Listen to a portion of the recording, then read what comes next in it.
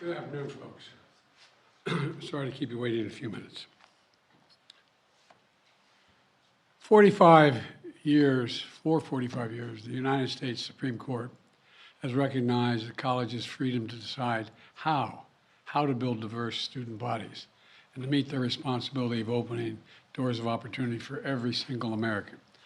In case after case, including recently, just as a few years ago in 2016, the court has affirmed and reaffirmed this view, that colleges could use race not as a determinative factor for admission, but as one of the factors among many in deciding who to admit from a already qualified pool of applicants. Today, the court once again walked away from decades of precedent and as the dissent has made clear. The dissent states in today's decision, quote, rolls back decades of precedent and momentous progress, end of quote. I agree with that statement from the dissent. The court has effectively ended affirmative action in college admissions, and I strongly disagree with the court's decision. Because affirmative action is so misunderstood, I want to be clear, make sure everybody's clear about what the law has been and what it has not been until today. Many people wrongly believe that affirmative action allows unqualified students to be admitted ahead of qualified students. This is not how college admissions work. Rather, colleges set out standards for admission, and every student has to meet those standards. Then and only then, after first meeting the qualifications required by the school, do colleges look at other factors in addition to their grades, such as race. The way it works in practice is this. Colleges first establish a qualified pool of candidates based on meeting certain grade, test scores, and other criteria. Then and only then, it is from this pool of applicants, all of whom have already met the school standards, that the class is chosen after weighing a wide range of factors, among them being race. You know, I've always believed that one of the greatest strengths of America, you're tired of hearing me say it, is our diversity. But I believe that. If you have any doubt about this, just look at the United States military. The finest fighting force in the history of the world. It's been a model of diversity. And has not only made our nation better, stronger, but safer. I believe the same is true for our schools. I've always believed that the promise of America is big enough for everyone to succeed, and that every generation of Americans, we have benefited by opening the doors of opportunity just a little bit wider to include those who've been left behind. I believe our colleges are stronger when they're racially diverse. Our nation is stronger because we are tapping into the full range of talent in this nation. I also believe that while talent, creativity, and hard work are everywhere across this country, not equal opportunity. It is not everywhere across this country. We cannot let this decision be the last word. I want to emphasize, we cannot let this decision be the last word. While the court can render a decision, it cannot change what America stands for. America is an idea unique in the world, an idea of hope and opportunity, of possibilities, of giving everyone a fair shot, of leaving no one behind. We've never fully lived up to it, but we've never walked away from it either. We will not walk away from it now. We should never allow the country to walk away from the dream upon which it was founded. That opportunity is for everyone, not just a few. We need a new path forward, a path consistent with the law that protects diversity and expands opportunity. So today I want to offer some guidance to our nation's colleges as they review their admission systems after today's decision. Guidance that is consistent with today's decision. They should not abandon, let me say this again, they should not abandon their commitment to ensure student bodies of diverse backgrounds and experience that reflect all of America. What I propose for consideration is a new standard, where colleges take into account the adversity a student has overcome when selecting among qualified applicants.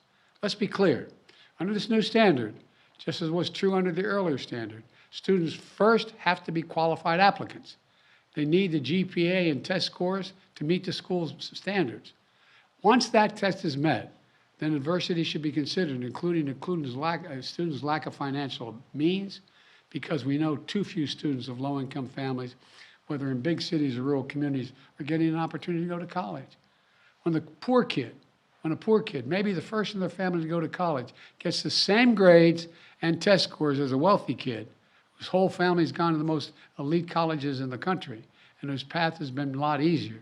Well, the kid who faced tougher challenges has demonstrated more grit, more determination, and that should be a factor that colleges should take into account in admissions, and many still do.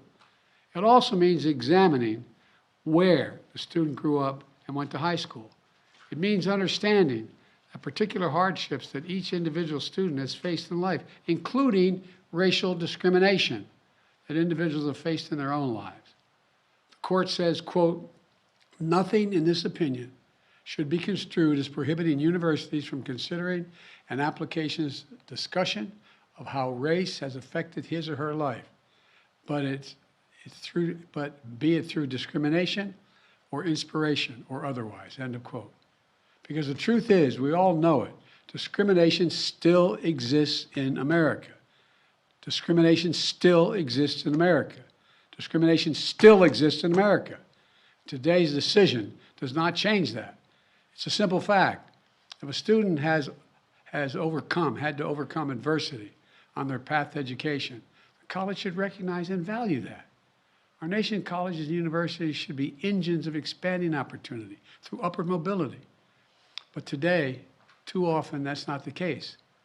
The statistics, one statistic, students from the top 1% of family incomes in America are 77 times more likely to get into elite college than one from the bottom 20% of family incomes. 77% greater opportunity. Today, for too many schools, the only people who benefit from the system are the wealthy and the well-connected. The odds have been stacked against working people for much too long. We need a higher education system that works for everyone, from Appalachia to Atlanta and to far beyond. We can and must do better, and we will. Today, I'm directing the Department of Education to analyze what practices help build a more inclusive and diverse student bodies and what practices hold that back. Practices like legacy admissions and other systems expand privilege instead of opportunity. Colleges and universities should continue their commitment to support, retain, and graduate diverse students and classes.